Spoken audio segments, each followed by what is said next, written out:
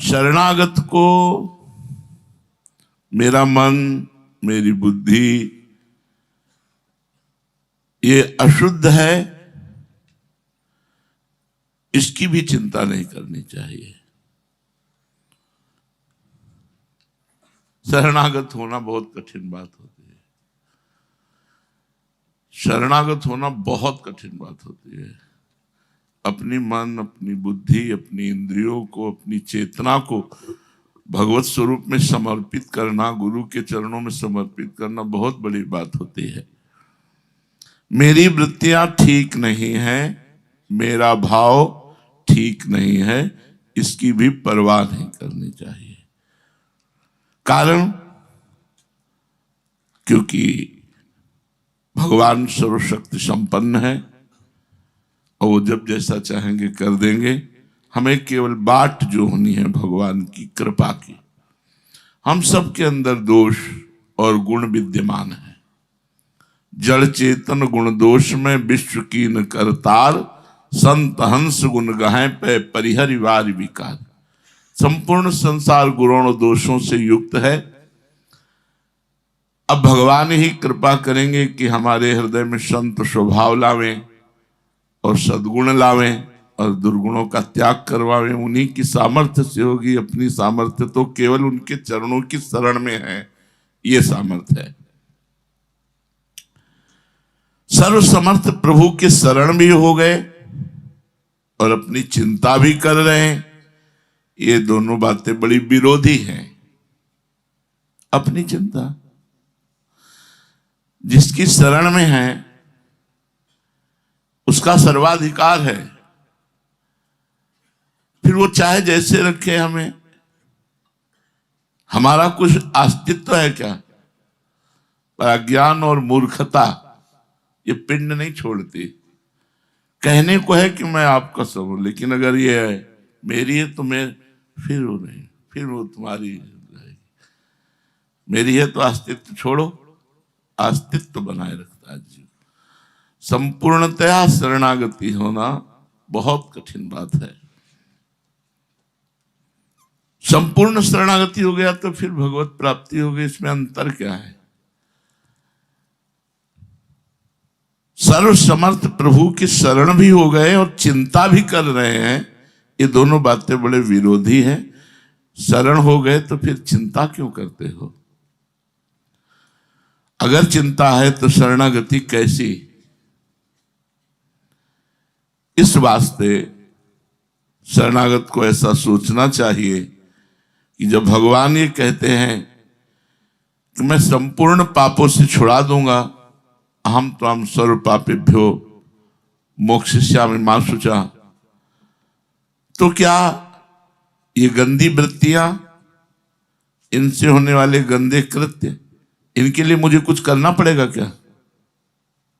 कुछ नहीं करना पड़ेगा, वो सब सुधार देंगे। वो बहुत बड़े डॉक्टर हैं, वो सब सुधार देंगे। विश्वास करो, सब ठीक हो जाएगा। ठीक तभी नहीं होता जब हम शरीर को अपना माने हैं, मन को अपना माने हैं, बुद्धि को अपना माने, तभी ठीक नहीं होता। इनको प्रभु का मान ले, बहुत जल्दी ठीक हो जाएगा, जिसे साक्षी भाव कहते हैं। मैं प्रभु की शरण में हूं। मेरे मन की क्या दशा, मेरी बुद्धि की क्या दशा है, मेरे चित्त की क्या दशा, मेरे शरीर की क्या दशा, मैं देख रहा हूं। बस कोई प्रश्न नहीं है, कोई चाह नहीं, कोई प्रश्न नहीं है। मैं बस आपका हूं। हे प्रियाजू, हे लालजू, मेरे में वृत्तियों को अपनी मानने का भाव खत्म कर दो। ऐसी कृपा करो कि मन और ये वृत्तियां मेरी हैं, यही खत्म हो जाए। बस इसी जगह बहुत सब फेल पाए जाते हैं। नाथ मैं आपका हूं, ठीक है। नाथ जब अपनापन देखना चाहते हैं तो वहां स्वार्थ बुद्धि, वहां सुसुख बुद्धि, वहां देहाभिमान, ये सब चीजें दिखाई देती हैं। प्रभु से प्रार्थना करनी चाहिए कि मेरे में जो मेरेपन की वृत्तियां हैं, मेरे शरीर, मेरे मन, मेरी बुद्धि, इसी का नाश कर दो। मेरापन सिर्फ आप में रहे, इन वृत्तियों में, मन में, बुद्धि में न रहे। हे नाथ, शरीर, इंद्रियां, प्राण, मन, बुद्धि ये कभी मेरे हैं ऐसा मुझे अनुभव न हो। यह है शरणागति। नाथ, मैं कितना अधम हूं, सब कुछ आपका है और आपको देने पर भी मैं ये कहता हूं कि मेरा शरीर, मेरा मन, मेरी बुद्धि, मेरा चित्त ये मुझे अपने दिखते हैं। इस अपराध से मुझे बचा लीजिए। आपकी वस्तु को मैं अपनी मान रहा हूं, इस अपराध से बचा लीजिए। ये बात, आपकी वस्तु को मैंने अपनी माना, ये शरीर, ये मन, ये बुद्धि, इस अपराध से बचा लीजिए। क्योंकि शरणागत हूं मैं, सब कुछ आपका है, तो मेरा कोई अस्तित्व ही नहीं है। यह अपराध है मानना मेरा शरीर, मेरा मन, मेरी बुद्धि, मेरा चित्त। ऐसा कहकर भगवान की शरण में निश्चिंत हो जाओ। निर्भय, दो प्रकार का भय होता है। एक आचरणों की कमी होने से भीतर से भय पैदा होता है। कोई मेरी ये बात जान गया तो, मेरे में कमी है, कोई ये बात जान गया तो, ये भय। और बाहर का बिच्छू, बाघ और मूर्ख लोग, दुष्ट लोग, इनसे भय होता है। शरणागत भक्त को इन दोनों प्रकार के भय से भय नहीं करना चाहिए। इतना ही नहीं, पतंजलि महाराज ने तो मृत्यु के भय को भी दोष माना है, भय मानना। मृत्यु का भी भय नहीं होना चाहिए। और भय तो भय जाने दो, मृत्यु का भी भय नहीं होना चाहिए।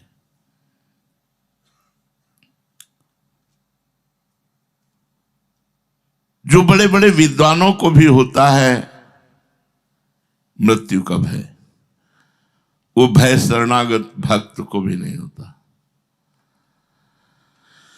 अब मेरी वृत्तियां खराब हो गई हैं, ऐसा भय जो साधक के अंदर बैठ गया है उसको निकाल देना चाहिए।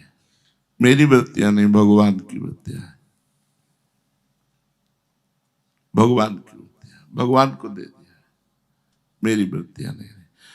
बस ये समझना है, बहुत कठिन है ये समझ आ गई तो सब ठीक हो गया। यही समझ आना सबसे कठिन बात है।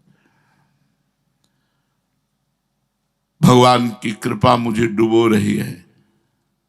मैं हर समय भगवान की कृपा से पोषित हो रहा हूं। अब मेरे को इस बात का भी भय नहीं कि मेरे अंदर काम, क्रोध, लोभ, मोह, मद, मत्सर आदि की वृत्तियां हैं। मेरे में नहीं, अंतःकरण में। देखो, अभी से निश्चिंत हो गए। इन वृत्तियों को न मैं शुद्ध कर पाया हूं, न शुद्ध कर पाऊंगा। क्यों?